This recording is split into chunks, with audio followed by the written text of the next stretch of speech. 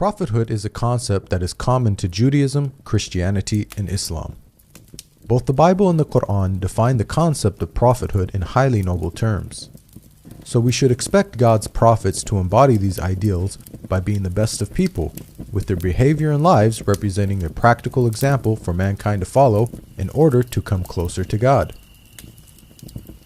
When we look at the stories of the prophets in the Bible and the Qur'an, what we find, however, is that only one book represents the lives of the prophets in such a way that does justice to the noble concept of prophethood. The Bible tarnishes Aaron with the involvement in the worst of sins, idolatry. The people gathered around Aaron and said, "Come, make us gods." Aaron answered them, "Take off the gold earrings and bring them to me." So all the people took off their earrings and brought them to Aaron. He took what they handed him and made it into an idol cast in the shape of a calf. Monotheism, worshipping only one God, was the very essence of the message that God tasked Moses and Aaron to impart on the Israelites. So from this point of view, a prophet of God failed in the most basic of duties. The Bible goes on to tell us that God punished the Israelites who worshipped the calf idol with a plague. And the Lord struck the people with a plague because of what they did with the calf Aaron had made. Aaron, however, was spared any such punishment, even though it is said that he was the individual that made the idol. Shouldn't prophets be more accountable than common people due to the greater knowledge that they possess and their higher positions of responsibility? By comparison, in the story that the Qur'an narrates, Aaron is free of the major sin of idolatry. It was in fact an individual called Samari who made the idol. In the Qur'an, it says that Aaron even orders the Israelites not to worship the golden calf.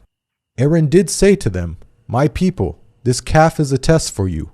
Your Lord is the Lord of mercy, so follow me and obey my orders." We can see that the Qur'anic account not only presents Aaron in a manner that is befitting of a great prophet of God, but it also does not contain any of the inconsistencies present in the biblical narrative. Prophet David and the accusation of adultery. The Bible relates a story about David in which he is accused of committing some very serious sins. From the roof he saw a woman bathing. The woman was very beautiful, and David sent someone to find out about her. She, Bathsheba, came to him, and he slept with her. Then she went back home. The woman conceived and sent word to David saying, "I am pregnant." Bathsheba was married, and so when David found out she was pregnant with his child, instead of taking responsibility and publicly confessing his sins, he instead compounds his sins by having her husband killed. Perhaps even more strangely, God allegedly struck the child that was born from the adulterous relationship with a lethal illness. But because by doing this you have shown utter contempt for the Lord, the son born to you will die. This contradicts a basic principle of justice laid out in the Bible. Parents are not to be put to death for their children, nor children put to death for their parents. Each will die for their own sin. So according to Old Testament law, it was David and Bathsheba that both deserved death for their sins, not their innocent child. Such stories don't just reflect badly on David, they also portray God as being unjust. The Qur'an relates a similar story about David. However, unlike the Bible, he does not commit the sins of adultery and murder. Rather, he makes a mistake when judging a dispute between two parties and immediately repents. Then David realized that we had been testing him, so he asked his Lord for forgiveness, fell down on his knees, and repented. We forgave him, i.e., for his misdeed. His reward will be nearness to us, a good place to return to. The Qur'an not only rejects the accusation of adultery and murder, but it also portrays David in a noble light as someone who takes responsibility and seeks God's forgiveness for the smallest of mistakes. Prophet Noah and the accusation of drunkenness. The Bible tells us that after the great flood, one of the first things Noah did was to plant a vineyard and fall into a state of naked drunkenness. Noah, a man of the soil, proceeded to plant a vineyard. When he drank some of its wine, he became drunk, and they uncovered inside his tent. It is difficult to believe that this great prophet, who had the self-discipline to build a giant ark by hand, would then lose all self-control as soon as he sets foot off the ark. The Bible goes on to tell us that Noah cursed his own grandchildren when he found out that his youngest son, Ham, had informed his siblings about Noah's sorry state. When Noah awoke from his wine and found out what his youngest son, Ham, had done, he said, "Cursed be Canaan, the lowest of slaves he will be to his brothers." One can't help questioning Noah's conduct. Even if cursing was justified, wouldn't it make more sense for Noah to curse Ham rather than Ham's son Canaan, who was an innocent party? The Qur'an paints a very different picture of Noah. After the waters subsided, Noah inquires about the well-being of his rebellious son who refused to board the ark. It sailed with him on waves like mountains, and Noah called out to his son, who stayed behind, "Come aboard with us, my son. Do not stay with the disbelievers." The waves cut them off from each other, and he was among the drowned. Noah called out to his Lord, saying, "My Lord, my son was one of my family, though your promise is true, and you are the most just of all judges." Again, notice the stark contrast with the biblical portrayal. Rather than getting into a naked, drunken state and cursing innocent family members, the Quran tells us that Noah, a great prophet and leader of men, but also a father, turned to God with sadness for his dead son. Job and his many alleged blasphemies. The story of Job in the Bible is one of a prophet being severely tested. The story begins with God highly praising Job for his righteousness. God says to Satan, "Have you considered my servant Job? There is no one on earth like him. He is blameless and upright, a man who fears God and shuns evil." Satan proceeds to challenge God, stating that the only reason Job is upright is because Job has a good life. Satan predicts that if God were to test Job properly, then Job would curse God.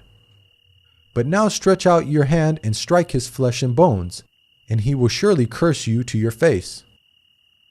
God allows Satan to test Job, and once the trials commence, Job fails to remain patient, and even goes so far as to blaspheme against God numerous times.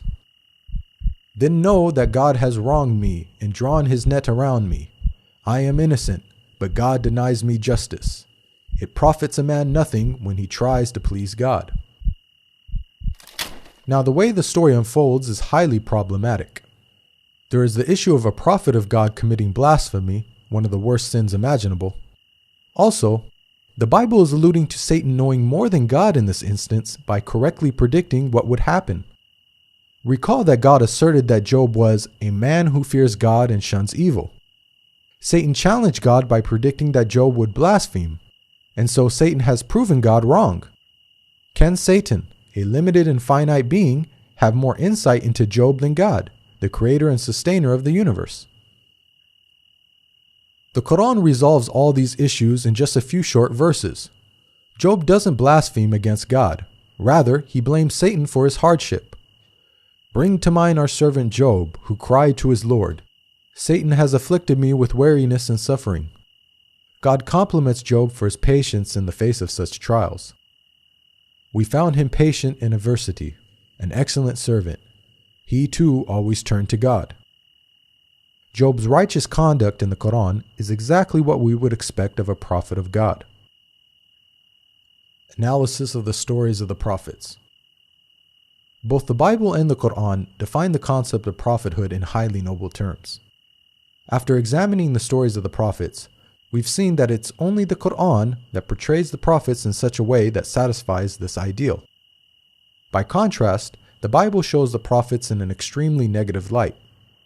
It seems that no sin is too great for them to commit, yet the Bible states, "All scripture is inspired by God and is useful for teaching, rebuking, correcting, and training in righteousness." What morals can be derived from stories that are filled with prophets committing idolatry, murder, adultery, and blasphemy? Another issue with the Bible is that God states that his commandments are easy to follow. Now, what I'm commanding you today is not too difficult for you or beyond your reach. This message of encouragement was proclaimed to the whole of Israel, prophet and commoner alike. But how can the Israelites have been expected to keep the commandments when the prophets, those who were divinely handpicked and tasked with upholding and teaching the commandments, fail to keep even the most basic of God's laws. Does this not make a mockery of God? One of the names of the Qur'an is Al-Furqan, meaning the criterion between truth and falsehood. So the Qur'an not only confirms the scriptures that came before it, but it also corrects their distortions. We sent to you, Muhammad, the scripture with the truth, confirming the scriptures that came before it, and with final authority over them, so judge between them according to what God has sent down. The Qur'an defends God's righteous prophets against the slander and falsehood attributed to them in the Bible. It provides the best guidance for those who want good examples to follow in order to come closer to God and be successful in the hereafter. There is a lesson in the stories of such people for those who understand.